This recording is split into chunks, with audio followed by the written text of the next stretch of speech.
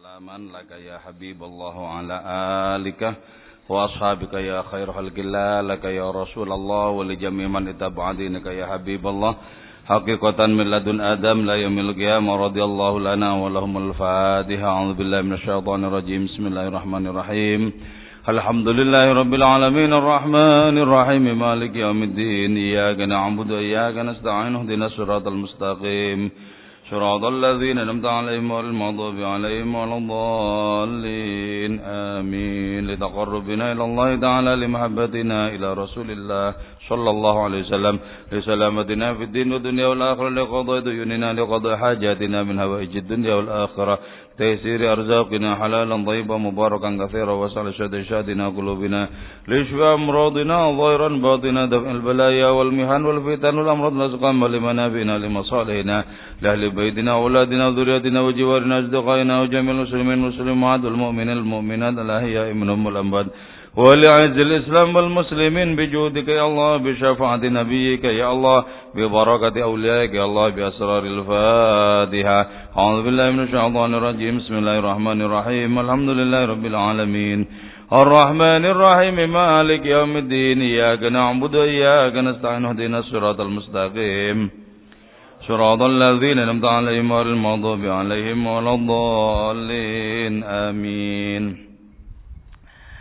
Sekarang kita mengkaji tentang sesuatu yang fana sekaligus sesuatu yang abadi.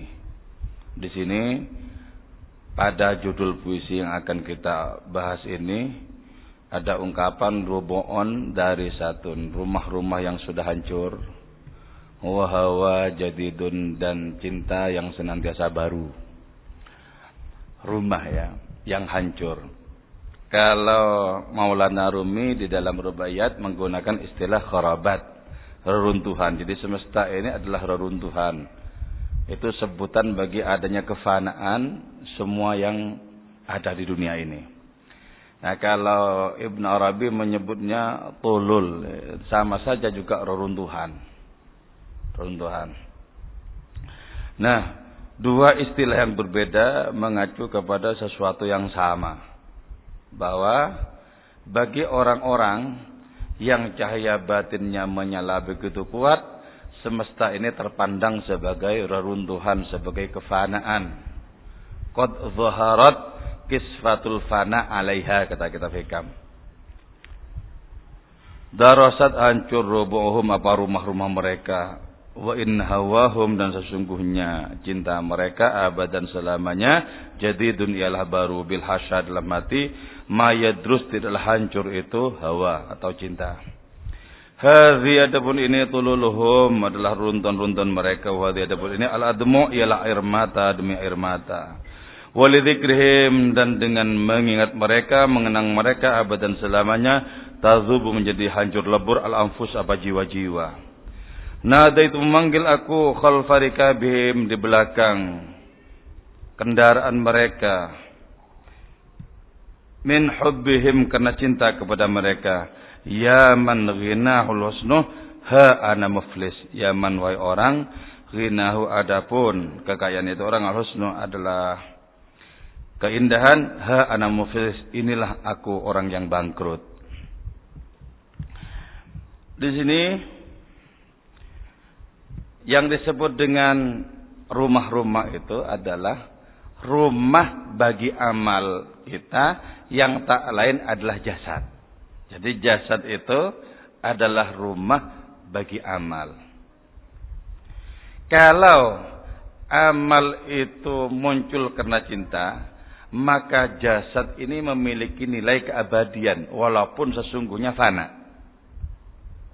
Jadi kekuatan cinta bisa menjadikan segala yang fana berubah menjadi abadi. Nilainya bisa menjadi abadi.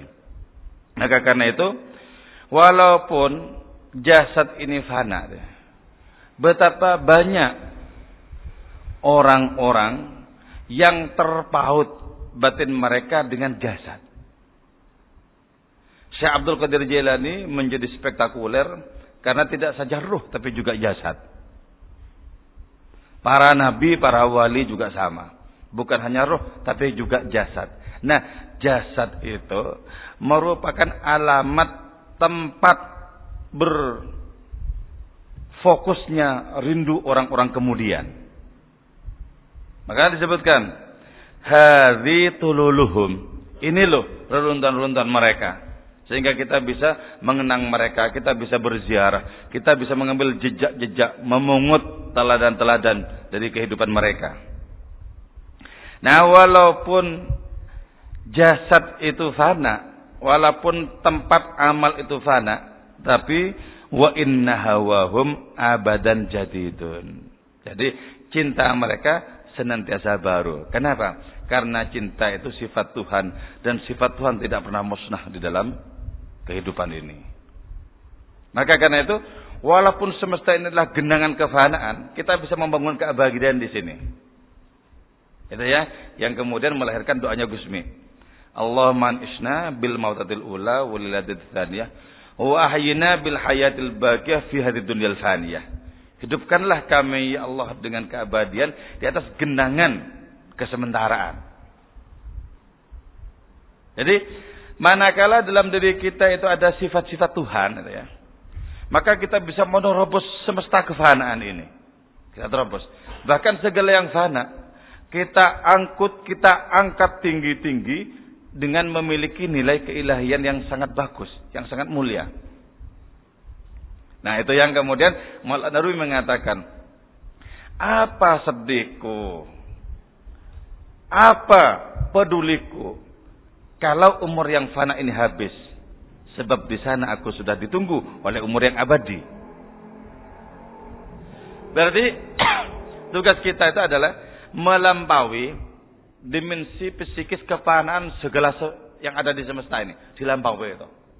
Sehingga dengan demikian kita tidak memiliki sangkut paut dengan berbagai macam kepedihan-kepedihan yang digebukkan oleh alam fana yang sementara ini. Kita tidak memiliki kesedihan-kesedihan apapun dengan hal seperti itu. Kenapa? Karena kita melampaui. Kita melampaui. Bagaimana bisa melampaui? Cinta mesti senantiasa bertahta di dalam batin kita. Bertahta dalam batin kita. Ketika cinta bertahta dalam batin kita, melahirkan cahaya yang sangat kuat dalam diri kita, kita akan menyaksikan Allah Ta'ala pada segala makhluknya. Menyaksikan Allah pada makhluknya lebih tinggi makomnya dibandingkan dengan menyaksikan makhluk pada Allah. Bagaimana bisa membayangkan ya? Kalau yang pertama bisa kita bayangkan menyaksikan Allah pada makhluk. Menyaksikan Allah pada makhluk. Sebab kalau Allah sekejap saja tidak hadir kepada makhluk, makhluk akan kembali kepada ketiadaan. Tapi karena Allah Ta'ala senantiasa bersamaan dengan makhluk-makhluk yang berada di mana-mana, maka makhluk-makhluk itu bisa kita tangkap dengan penglihatan mata lahiriah kita. Laula wujudu fil mukawwanat. Andaikan bukan karena wujudnya Allah Ta'ala pada segala yang ada ini. Ma waqa alaiha wujudu ibsarin. Maka kita tidak bisa memandang segala sesuatu. Ini menunjukkan bahwa semua yang empirik ini sejatinya transenden sebenarnya. Transenden. Orang-orang bilang itu fana. Orang-orang ma'rifat bilang, siapa bilang itu fana? Jadi dunia ini adalah semesta kefanaan sekaligus keabadian. Sekaligus keabadian. Fana lahiriahnya, abadi nilai keilahiannya. Makanya ketika ada orang bertanya kepada kita, kau makhluk abadi atau kau makhluk yang fana? Katakan, aku kedua-duanya sesuai dengan pandanganmu.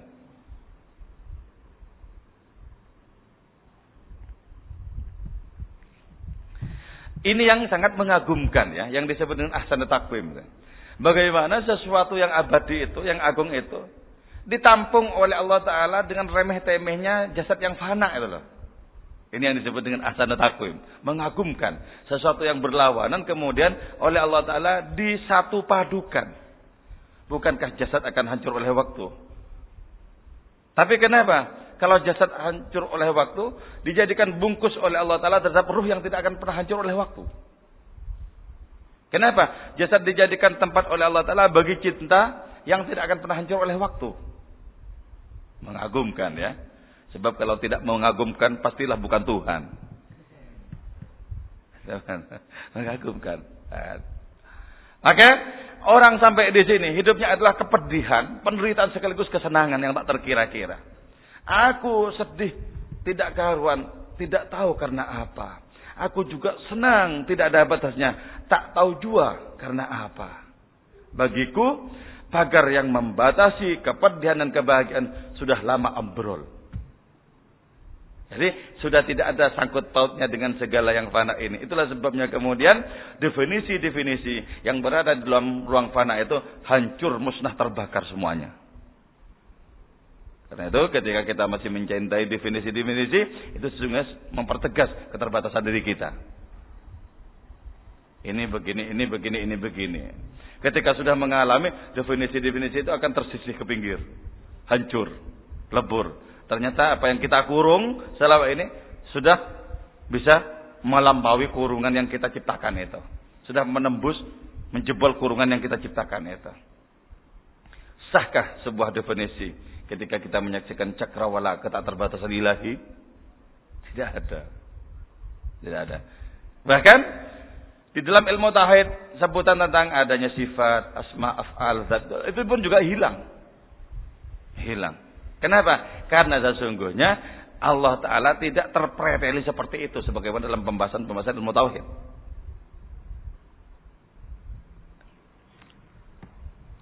Hadhihi luluhum.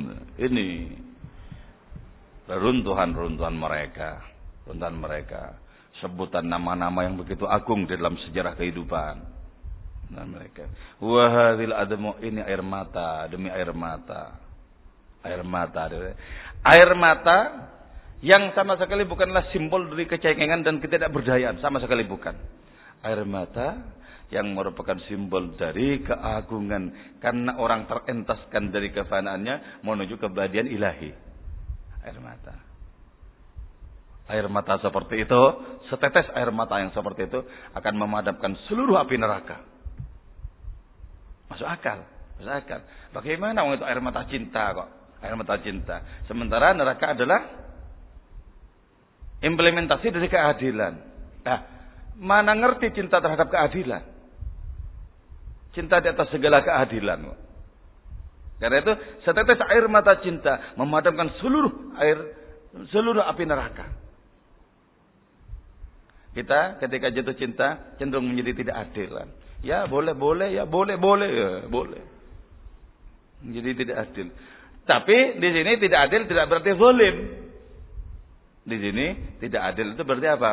Diliputi oleh adanya rahmat Allah Ta'ala. Diliputi oleh adanya kasih sayang. Diliputi oleh adanya pertolongan. Diliputi oleh adanya perasaan yang sangat terharu biru menyaksikan penderitaan.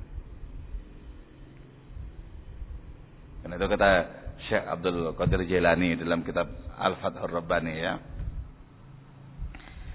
Idza sahal qalbuh, apabila sudah sah hati sebagai hati, apabila hati itu sungguh sehat, imtala'ah rahmatan wa syafaqatan alal khalqi, maka hati itu akan penuh dengan rahmat dan kasih sayang terhadap seluruh makhluk.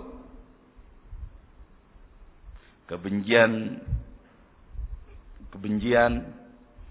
itu adalah tanda dari ketidakdewasaan hati seseorang.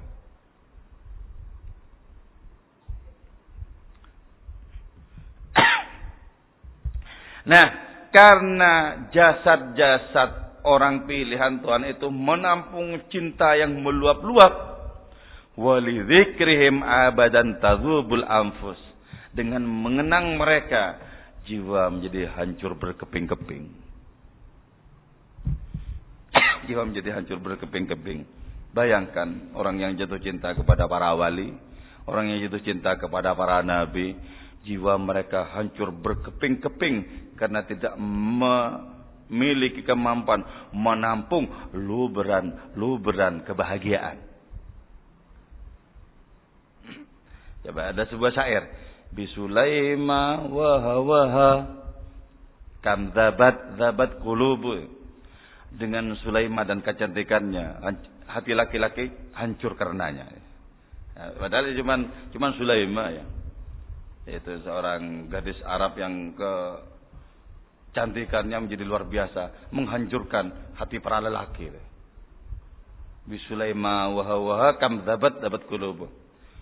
Wa ana a'syaku Thaha. Aku jatuh cinta kepada Nabi Thaha, kepada Rasulullah itu. Fakaifa qalbi la yadhub. Bagaimana mungkin hatiku tidak hancur lebur karenanya itu. Jadi, makanya orang yang memiliki hubungan akrab dengan Nabi itu, mengenang Nabi itu, tidak memiliki kekuatan apapun untuk bisa bertahan, seperti hancur lebur begitu saja. Dari saking kuatnya apa? Limpahan-limpahan cinta ilahiyat di dalam dirinya. Kam zabat qulubu.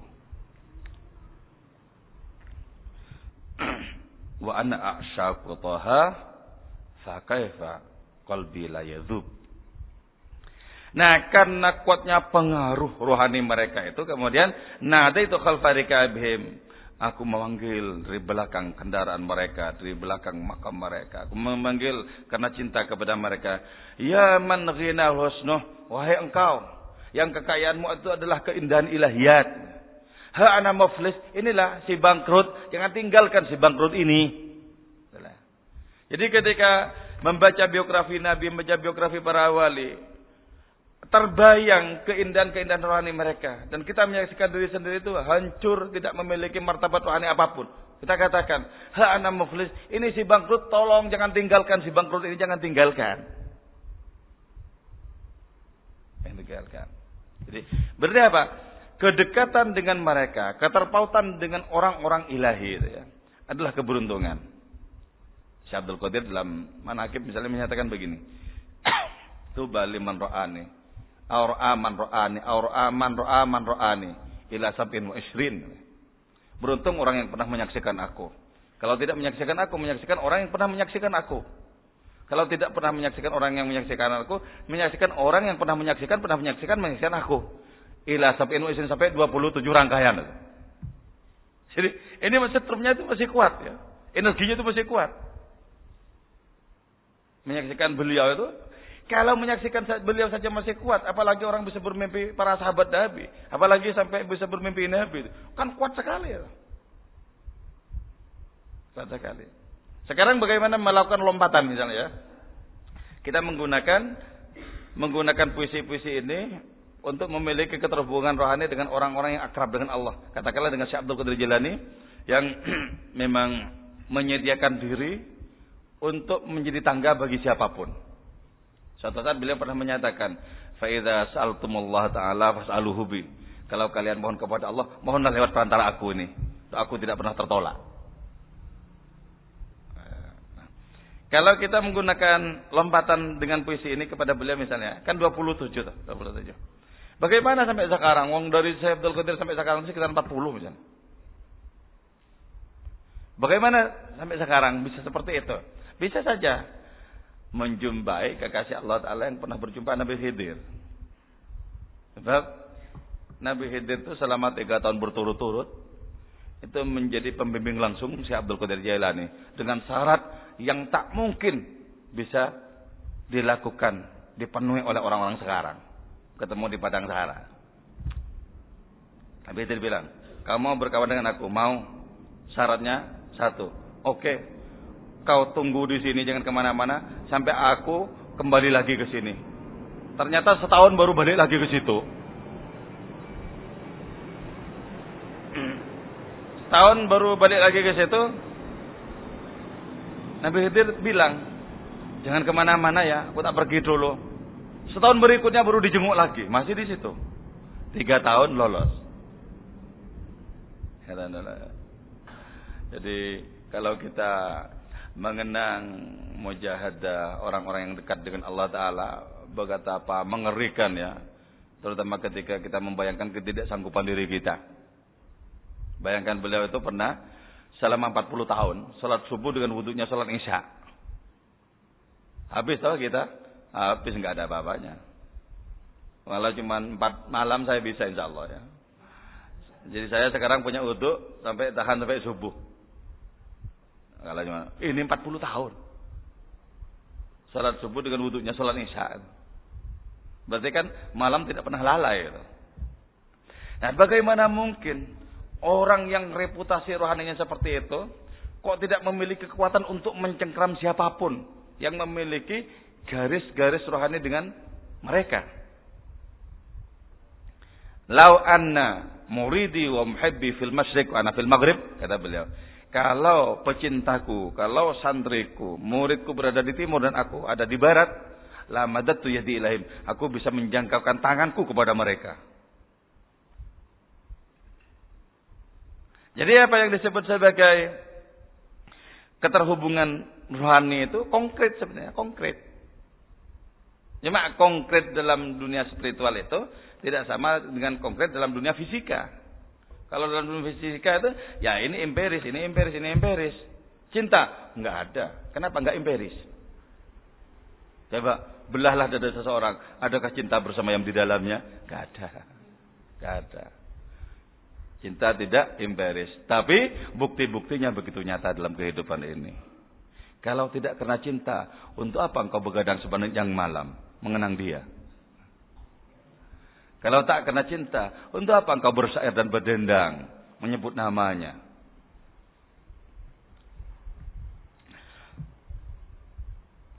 Di antara reruntuhan-reruntuhan kefanaan jasad, ada cinta yang senantiasa membara. Dan cinta ilahiyat itu menjadi tumbuh berbenih dalam diri kita ketika kita sudah sempurna menafikan yang lain. Ketika la ilaha sempurna, maka muncul illallah. Muncul illallah. Ketika la ilaha tidak sempurna, maka illallah itu adalah kesia-siaan. Illallah adalah sebuah kebohongan. Hanya ketika nafi menjadi sempurna, itsbat menjadi sempurna.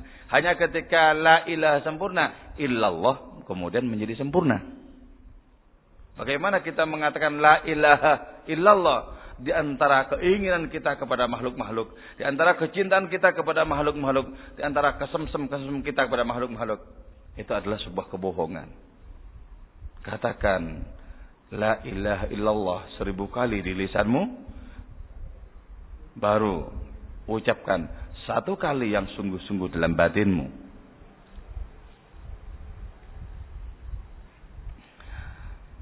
Marautu melumuri aku khaddi kepada pipiku riqatan dengan kelembutan wasababatan dan kekerasan. Fabihaqi haqi hawakumu, maka demi kebenaran cinta kalian, la tuwaisu, janganlah engkau menjadikan orang lain putus asa.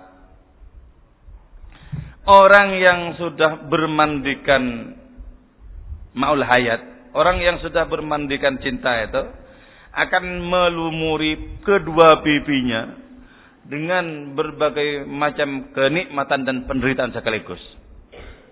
Yang disimpulkan dengan riqatan wa sababatan. Artinya apa? Orang yang jatuh cinta itu ya. Misalnya dia seorang raja, dia akan turun menjadi budak. Kenapa? Di hadapan kekasihnya itu dia sama sekali bukanlah siapa-siapa. Bukanlah siapa-siapa. Karena itu dulu pernah dikisahkan dalam kitab Masnawi itu ya.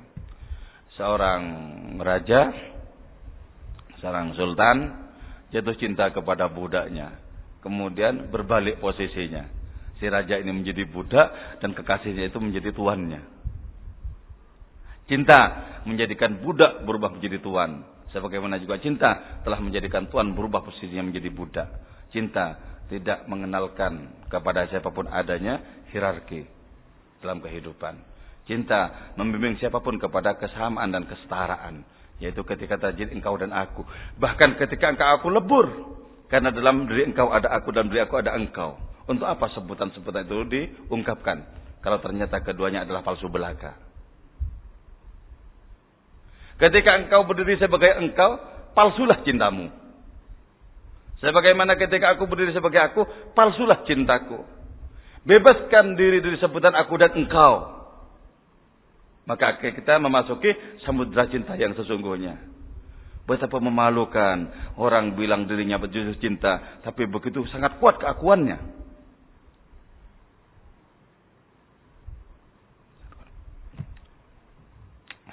Aku lumuri kedua pipiku dengan adanya kegembiraan, kebahagiaan dan penderitaan.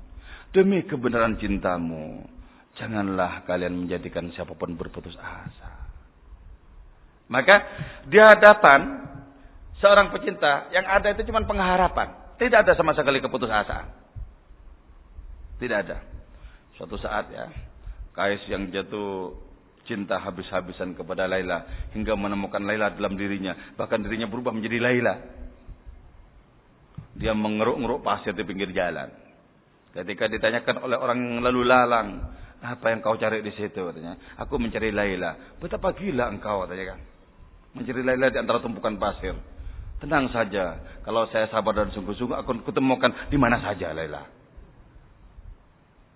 Ya, kecintaan kepada Allah Ta'ala menjadikan orang itu menemukan Allah Ta'ala di mana saja. Ketika sudah menemukan Allah Ta'ala di mana saja, termasuk pada dirinya, dia akan mengatakan, aku sudah berhenti memburumu kekasih. Aku sudah berhenti memburumu. Sebab aku sudah menemukanmu di mana saja. Maka pencarian adalah tanda orang itu belum menemukan. Berhentilah mencari untuk memastikan bahwa kau menemukan di mana-mana.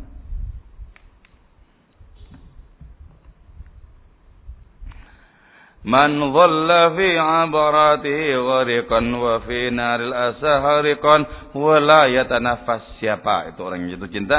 Dia yang sudah sepenuhnya diliputi oleh air mata dan nafas yang membara.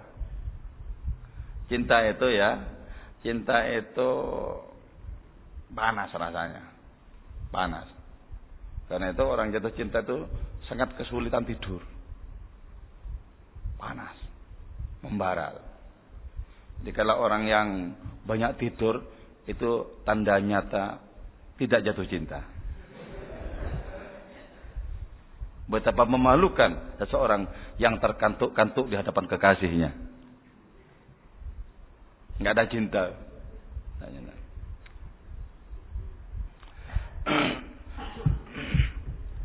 Kegembiraan cinta menjadikan orang menari mabuk kepayang. Penderitaan cinta menjadikan orang ini senantiasa melengking karena kepedihan. Dan orang ini nyaris menjadi tidak bernafas. Terperangah wajahnya, terperangah batinnya kepada kekasih itu. Hanya satu yang bisa melunasi degup cintanya, yaitu adanya perjumpaan. Ya muqidan nar arwaidah hadhi narus sababah. Ya muqidan nar, wahai yang mengobarkan api. Wahai orang yang mengobarkan api arwaidah, perlahan-lahan, sebentar. Hadhi narus sababah. Ini adalah api penderitaan. Nah, ketika api penderitaan itu mencapai sempurna, orang akan berpindah menuju kepada api cinta. Karena itu, tanggunglah penderitaan sampai mencapai sempurna. Akan nanti muncul benih cinta kepada Allah Ta'ala. Jadi, berdekatan dengan Allah Ta'ala itu harus sabar. Menanggung apa? Menanggung cintanya seringkali ganas dirasakan. Jadi kalau dalam hidup ini kita cuma mohon yang enak saja. Itu tidak bakat untuk jatuh cinta. Sebab cinta itu adalah penderitaan. Bagaimana kok minta yang enak, yang nikmat, yang tercukupi semuanya. Bukankah selamanya akan menjadi manja dengan cara seperti itu? Itu tanda-tanda bukan orang ilahi. Coba saksikan dalam sejarah. Bagaimana Allah menggebuk nabi-nabinya dengan kekuatan cinta. Ya. Bagaimana Allah menggebuk para walinya dengan kekuatan-kekuatan cinta. Hingga mereka itu menjadi tahan banting dalam kehidupan ini. Hingga mereka menjadi pionir-pionir dalam jalan keilahian. Hadhihi narus sababah. Ini adalah api kekerasan, api penderitaan.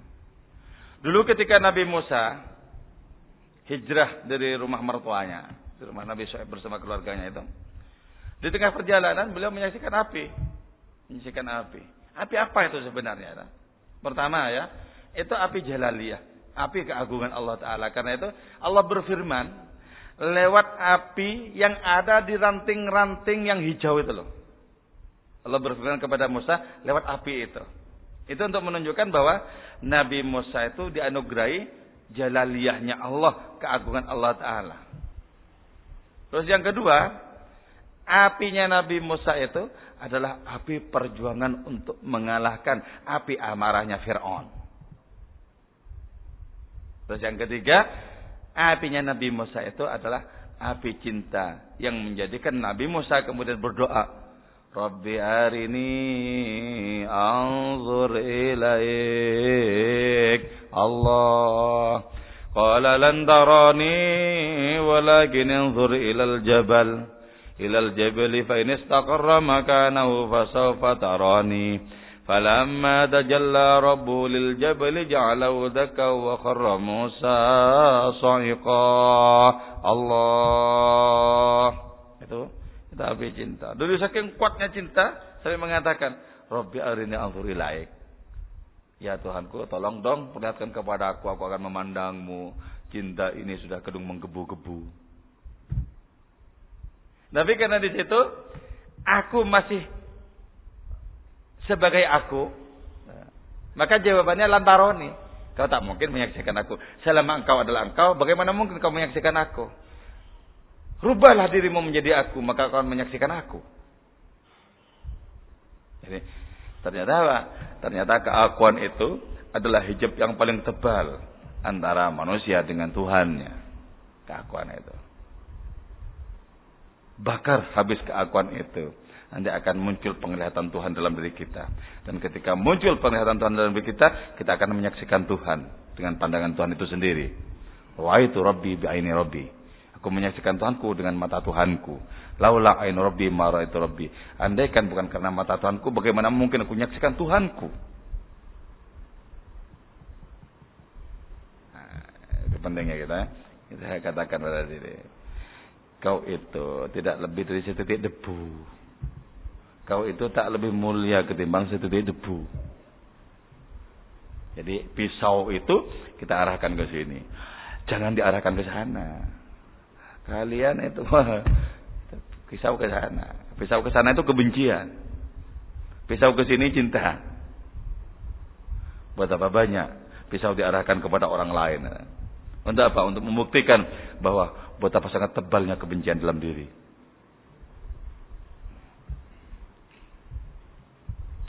Ini satu judul selesai. Ada yang bertanyakan? Ayo.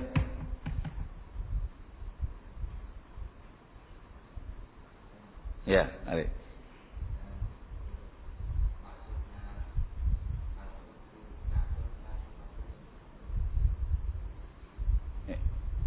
Itu apa itu? Hadis ya? Apa?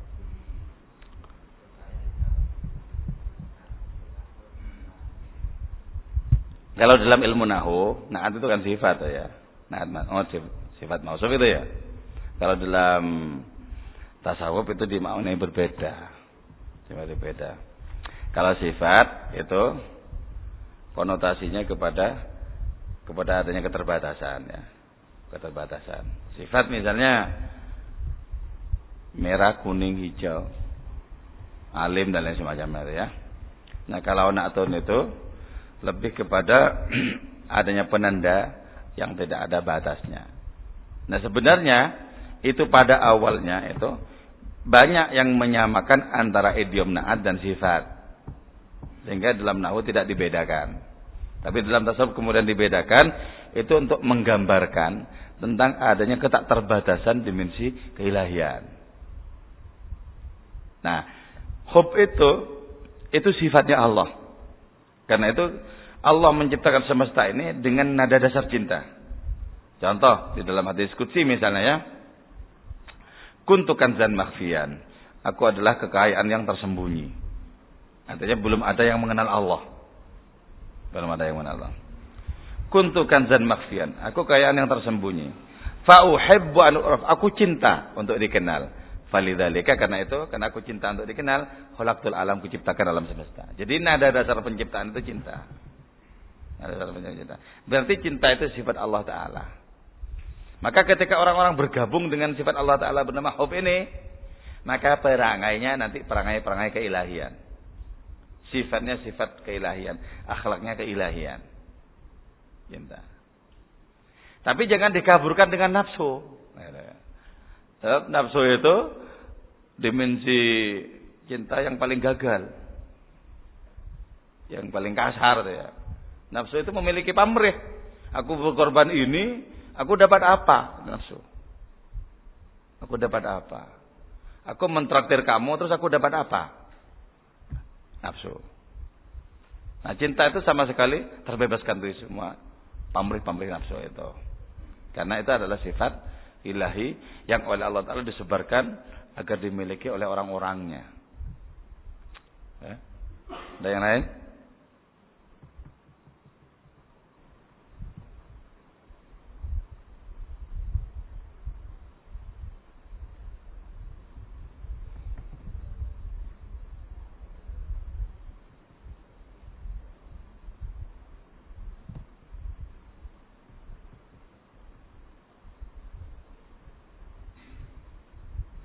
Coba kalau nggak ada kita latihan menyaksikan Allah ya.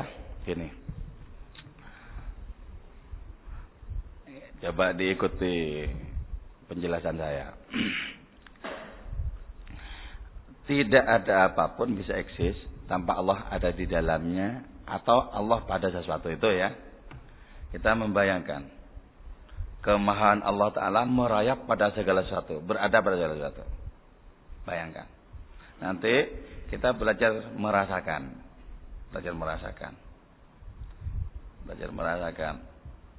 Nanti kalau sudah terbetot kuat rasa itu, maka kita menjadi sangat mudah untuk merasakan Allah, untuk tersentuh menjadi sangat mudah.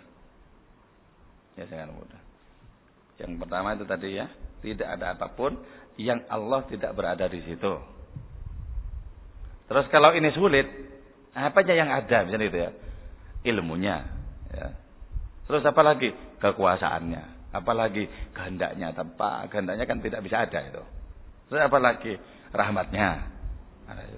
Tapi orang makrifat apa aja? Ya zatnya. Jangan bayangkan bahwa zat itu adalah benda yang kita saksikan, bukan. Berkaitan dengan Allah Ta'ala, zat Allah Ta'ala itu apa? Ya diri Allah itu. Yang sesungguhnya tidak terpisah-pisahkan antara sifat, antara af'al, perbuatan, antara zatnya itu tidak terpisah-pisahkan. Itu kita. Oke, sudah bisa memahami ini? Ya, memahami ini.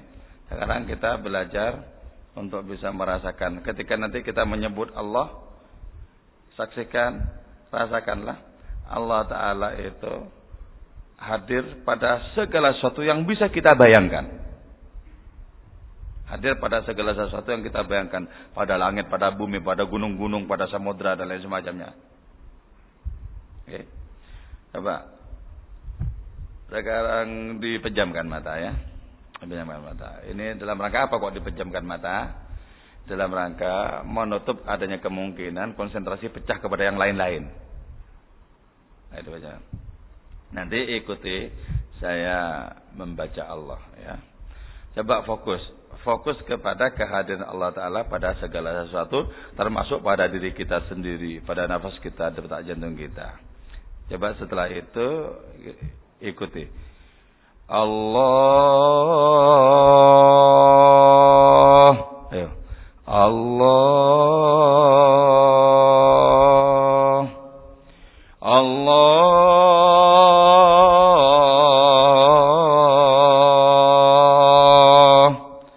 Ayo, Allah. Allah.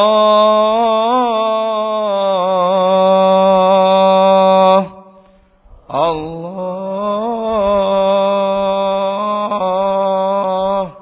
Tidak ada apapun yang tak mendapatkan kehadiran-Mu, Allah.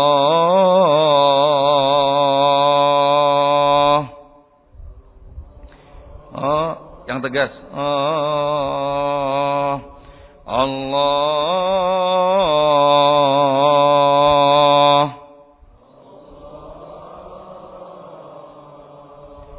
Sesungguhnya hanya Engkau yang mutlak ada ya Allah. Segala sesuatu nisbi yang keberadaannya bersandar kepada keberadaanmu, Allah.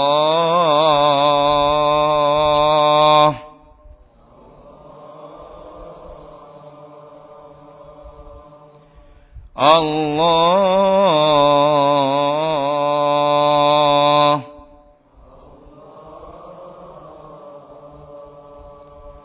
Tolong ya Allah, bimbing kami, ajari kami untuk terfokus kepadamu, hingga kami tidak tertarik untuk menoleh kepada yang lain-lain.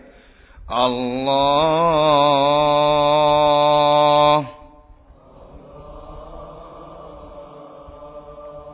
Allah.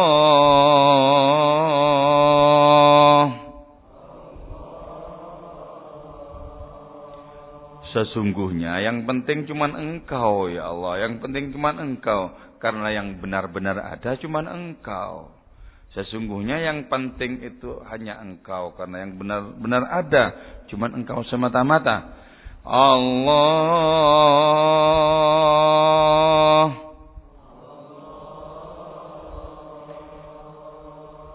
Allah.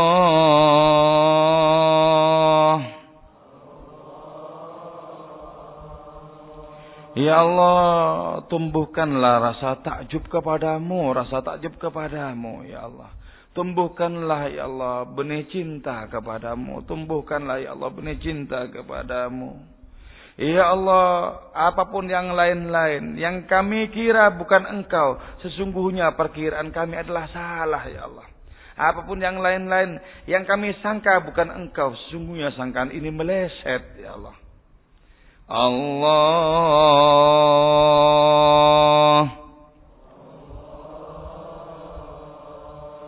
Allah.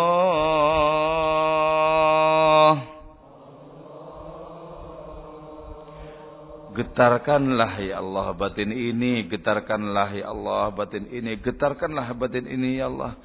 Sehingga ketika kami menyebut namamu, kami tak bisa membayangkan kemahaanmu, kebesaranmu itu. Ketika kami menyebut namamu, ya Allah, sesungguhnya Engkau melampaui segala sesuatu. Semua yang ada ini penuh dengan kehadiranmu. Allah.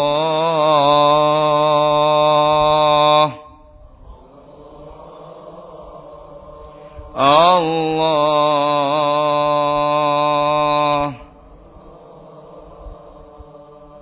Ya Allah, ya Allah, ya Allah. Begitu sangat mengherankan bagaimana mungkin kami yang Engkau liputi ini tidak merasakan Engkau. Engkau meliputi segala sesuatu. Bagaimana mungkin kami tak merasakan Engkau ya Ilahi? Ya Allah, ya Allah, ya Allah. Kemahakuasaanmu begitu nyata. Sebagaimana Engkau maha kuasa menjadikan kami tak merasakan Engkau, Engkau pun maha kuasa untuk menjadikan kami sepenuh-penuhnya merasakan Engkau. Allah.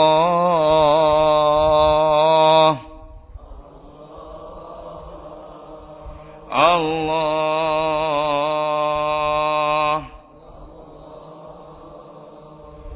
Ketika Engkau betul-betul agung dalam hati kami, sepele apapun yang lain ya Ilahi. Ketika Engkau agung dalam batin kami, sepele apapun yang lain ya Ilahi. Jangan jadikan diri kami kerdil di hadapan berbagai macam persoalan hidup ini. Hanya Engkau yang agung, Engkau yang pantas untuk kami perhitungkan. Engkau yang agung, Engkau satu-satunya tamu yang semestinya bersemayam dalam hati kami. Allah.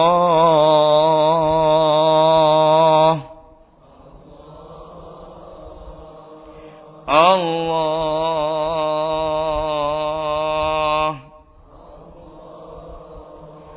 Ya Allah, begitu lelah kami mencarimu, begitu lelah kami mencarimu, bertahun-tahun, berpuluh-puluh tahun.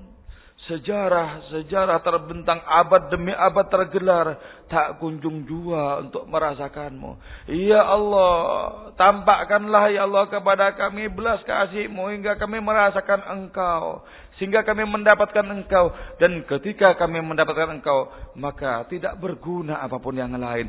Bahkan apa yang disebut lain itu sesungguhnya tidak ada. Allah.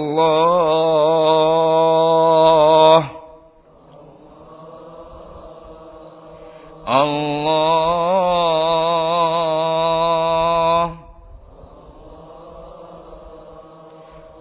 dalam hidup ini tolong ya Allah, perankanlah diri kami, jadikanlah kami ya Allah mayat-mayat yang Kau ciptakan, mayat-mayat yang Kau gerakkan, mayat-mayat yang Kau perankan ya Allah, sehingga setiap kebaikan yang kami kerjakan Engkaulah sesungguhnya yang mengerjakannya, Engkaulah sesungguhnya yang melakukannya, yang melaksanakannya ya Allah.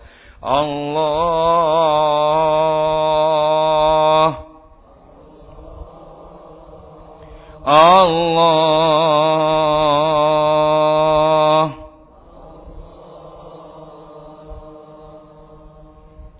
Sudah cukup ya.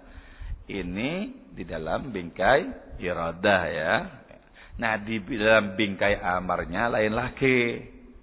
Ke dalam tadi kita menyaksikan segala sesuatu Allah. Tapi di bingkai amarnya Allah kita diwajibkan melaksanakan perintah. Kerjakan gini. Kalau orang seperti itu, kalau kau bisa diarahkan kepada yang benar, dicegah kalau mengerjakan keburukan. Ini amarnya. Nah, amar ini yang telah menciptakan berbagai macam kelompok dan keanekaragaman. Ini ada rahasia terbentang luar biasa. Para wali banyak bungkam di sini. Kenapa? Karena nanti bisa menghancurkan tatanan keagamaan. Sebenarnya orang yang dibeningkan batinnya menyaksikan Allah Ta'ala tidak pada orang yang patuh saja, pada orang-orang yang melakukan pengingkaran juga menemukan Allah Ta'ala ya situ. Apa makna kehendakmu? Di sini hanya dijawab dengan adanya kepedihan demi kepedihan. Madza aradallahu bihadza mathala. Yudillu bi katsira wa yahdi bi katsira. Di mana engkau sebenarnya ya Ilahi? Kau berada di balik yudillu dan yahdi.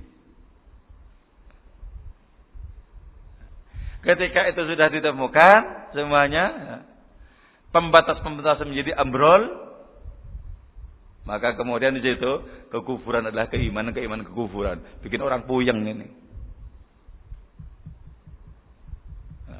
Karena itu kemudian banyak kitab-kitab para wali itu disuruh bakar saja nggak ada gunanya.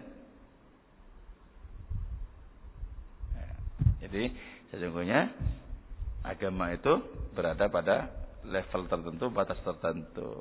Selebihnya adalah pengalaman-pengalaman rohani yang terlarang untuk disampaikan. Karena itu sampaikan apa yang semestinya sampaikan sesuai dengan kadar pemahaman orang-orang yang ada di depan kita. Selebihnya biarlah hanya menjadi pengalaman personal antara kita dengan Allah Ta'ala. Ada yang ditanyakan? Ya Rabbi salli ala Muhammad ashrafi badrin fil kauni ashraq. Ya Rabbi salli. Nah, Nabi Muhammad ini loh rahasianya. Nabi Muhammad ini sebenarnya rahasianya.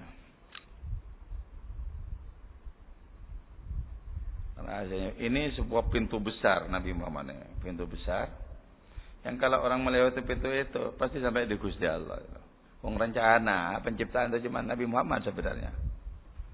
Hanya penciptaannya. Jadi ketika kita bersalawat, kita kembali kepada awal mula penciptaan ketika masih orsinil itu loh. Ketika menyaksikan ciptaan, menyaksikan penciptanya. Sekarang kalau sudah tercipta ribuan, jutaan, miliaran gelombang, sehingga menjadi seperti sangat tebal jarak antara kita dengan Allah Ta'ala. Nah, kita ini kan produk yang keberapa? Kan sudah sedemikian banyaknya tercipta gelombang-gelombang makhluk itu. Ketika kita masuk ke dalam salawat itu, masuk kepada penciptaan yang pertama. Dulu ketika masih asri ke alam kehidupan ini kan gampang tergetar menyaksikan kemahan Allah Ta'ala. Setelah semakin lama, semakin tebal jarak karena berbagai macam kausalitas yang terus berantai itu menjadi semakin sulit.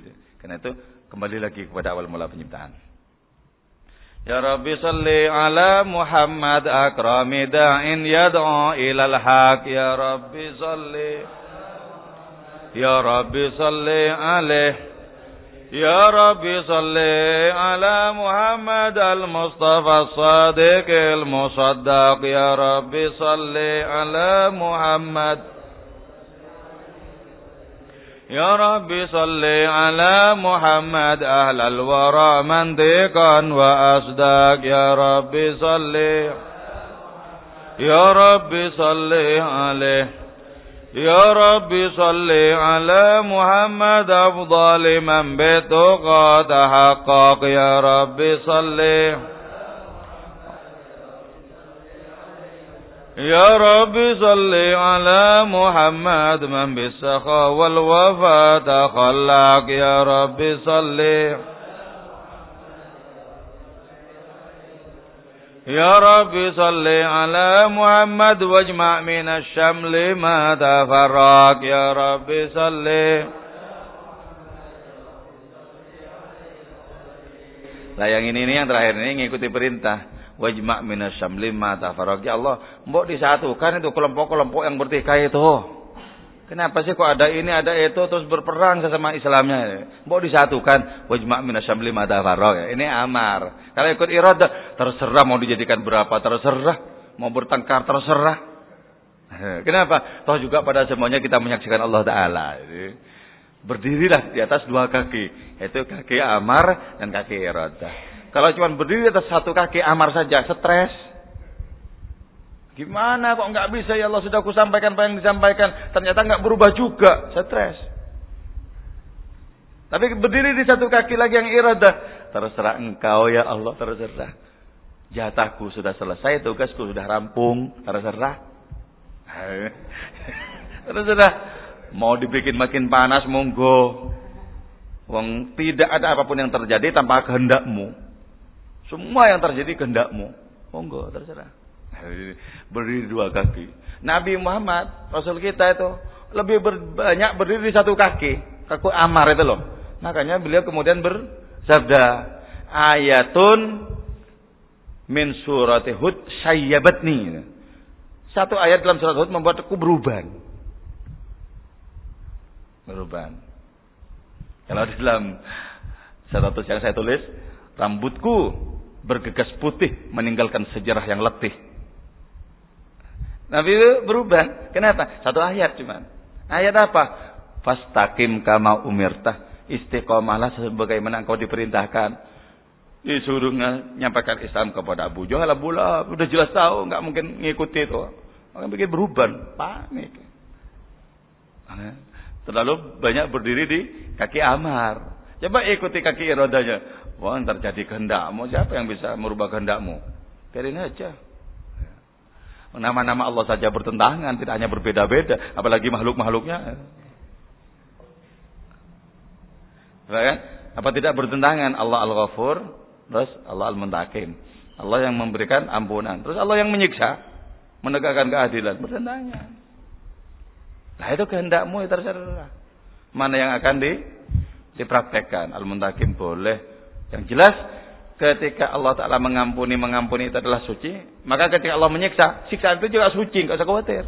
Kenapa? Perbuatan Allah masa nggak suci? Nggak usah khawatir ya. Jatah neraka, monggo neraka, terserah. Memang nggak ada alasan sebenarnya untuk takut sama neraka. Kenapa? Itu juga sama makhluknya kan. Dan itu hanya melaksanakan perintah. Neraka dan surga sama. Kalau dilihat tangannya yang memberikan, kan sama. Orang dapat rezeki sedikit dan banyak sama. Kalau lihat tangannya, yang banyak Allah yang ngasih, yang dikit juga Allah yang ngasih. Itulah sebabnya orang akan terbebaskan dari iri dan dengki kalau lihat tangannya yang sama. Tapi kalau tangannya tidak kelihatan, muncul iri dan dengki. Kamu jatahmu kok banyak, kok enggak? Apalagi marxisme.